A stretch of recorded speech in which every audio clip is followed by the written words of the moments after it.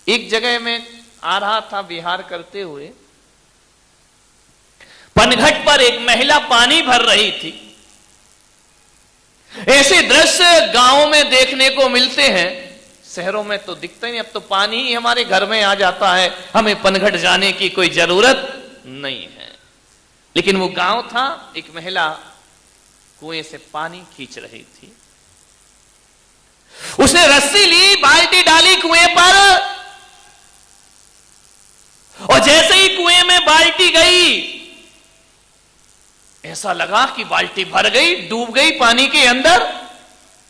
लेकिन जैसे ही उस महिला ने रस्सी ऊपर खींची, बाल्टी खाली की खाली वापस लौट आई। उसने कहा ये कुआं कैसा है, आज हो क्या गया इस कुएं को? मैं बाल्टी पानी में डाल रही हूं, बाल्टी अंदर जा रही है, लेकिन जब निकालो तो ऊपर खाली की खाली निकल आती है। उसने कहा कि ऐसा करो, अब ये वाला कुआं तो मेरी बाल्टी भर नहीं रहा है। उसने एक बार और बाल्टी डाली, भीतर जाए बाल्टी भरी दिखे, बाहर आए तो उसने कहा यार ये कुआं आज गड़बड़ क्या कर रहा है, सबकी बाल्टियां भर रहा है, मेरी बाल्टी नहीं भर रहा है। सामने वाला बाल्टी डाल रहा है, उसमें से पानी ऊपर आ रहा है, मैं डालती हूं तो मेरी बाल्टी खाली की खाली। लो, उसने कहा छोड़ो ये कुआं बेकार है।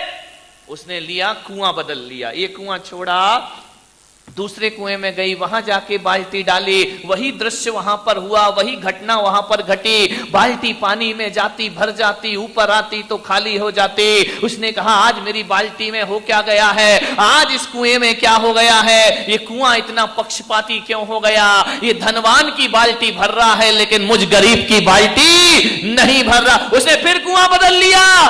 कहते हैं सुबह से शाम में उस गांव में 10 कुएं थे। उस महिला ने 10 कुएं में बाल्टी डाल दी, लेकिन जैसे ही बाल्टी डाली, भीतर जाती, ऊपर आती, खाली हो जाती। वहां से मैं निकल रहा था, मैंने कहा बहन बड़ी परेशान हो रही हो? अरे बोले सुबह 6 बजे से लगी हूं, 12 बज गए, अभी तक एक घड़ा पानी नसीब नहीं हुआ है। मैंने कहा बात क्या है? बोले जिस कुएं में बाल्टी डालती हूं, ऊपर निकालो तो खाली की खाली लौट आया करती है। मैंने कहा ऐसा नहीं हो सकता है।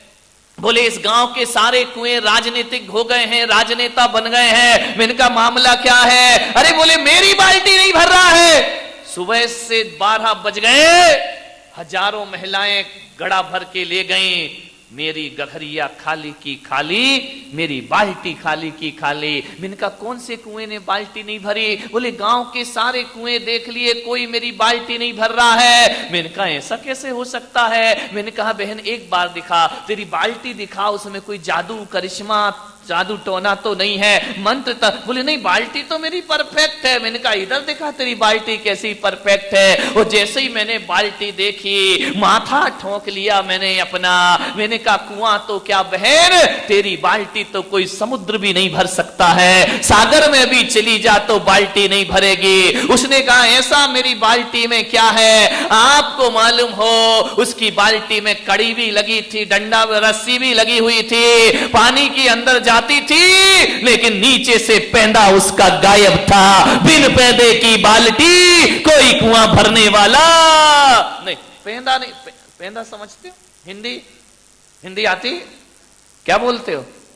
हाँ जो बोलते हो समझ जाओ, है ना?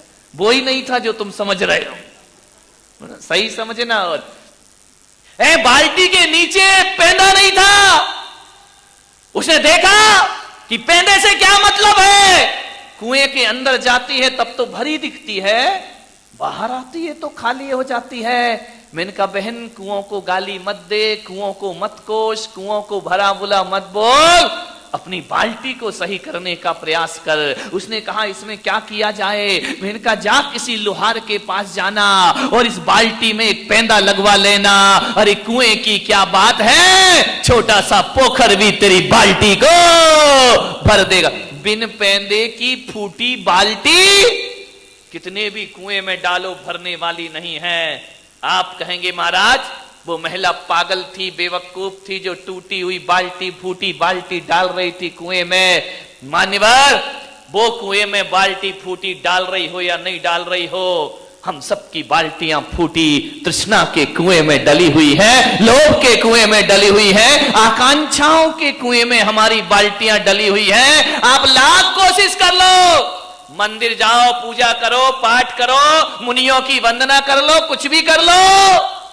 एक बात आपसे निवेदन है, उस महिला को मैंने कहा कि इसमें एक पैंदा लगा ले, और आपसे भी कह रहा हूं कि जीवन में यदि सुखी होना है तो मन की फूटी बाल्टी में संतोष का पैंदा लगा करके जियो, तुम्हारा जीवन आनंद में परिवर्तित हो जाए। संतोष रखिए थोड़ा सा मन में, ध्यान रखिए, जाके घर संतोष धन, सब धन धूल समान। ध्यान रखिए, संतुष्टि जीवन में आना चाहिए। कब तक भागेगा ये आदमी, कब तक भागेगा, कब तक भागेगा? ऐसा लगता है मुझे तो सुबह सुबह देखकर, इतना ट्रैफिक।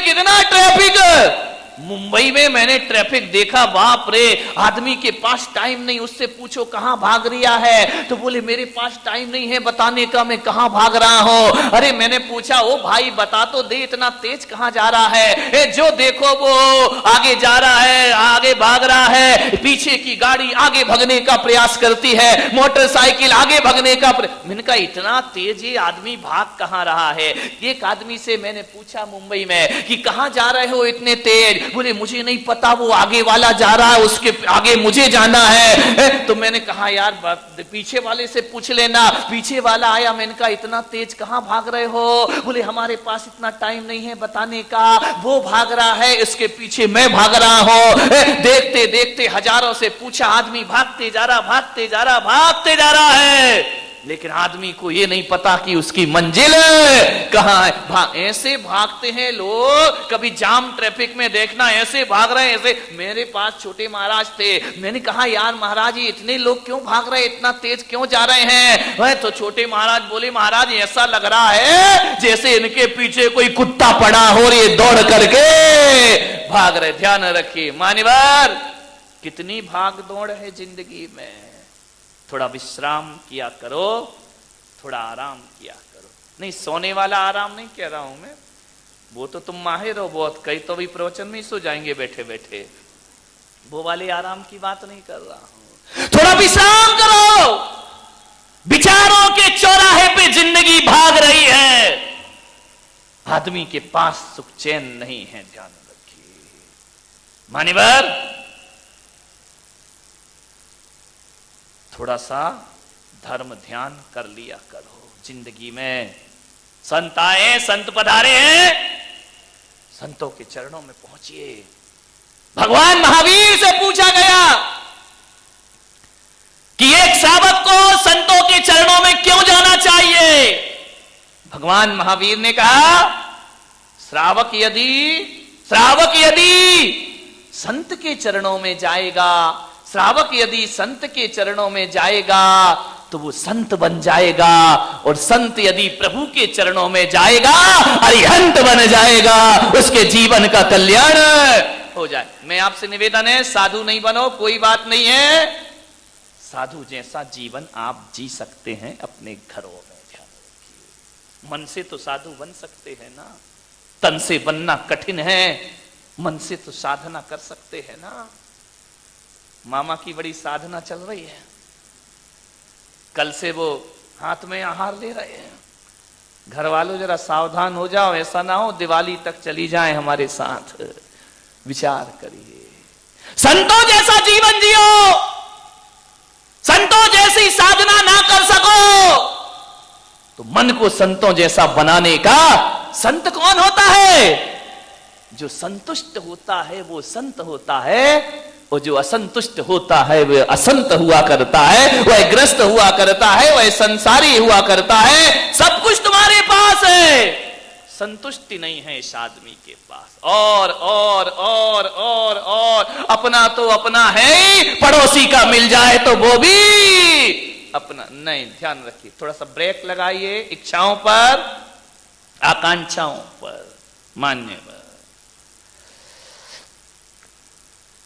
एक बार क्या हुआ, नारद का मन हुआ कि चलो पृथ्वी लोक की परिक्रमा करके आते हैं। सुबह सुबह का समय था,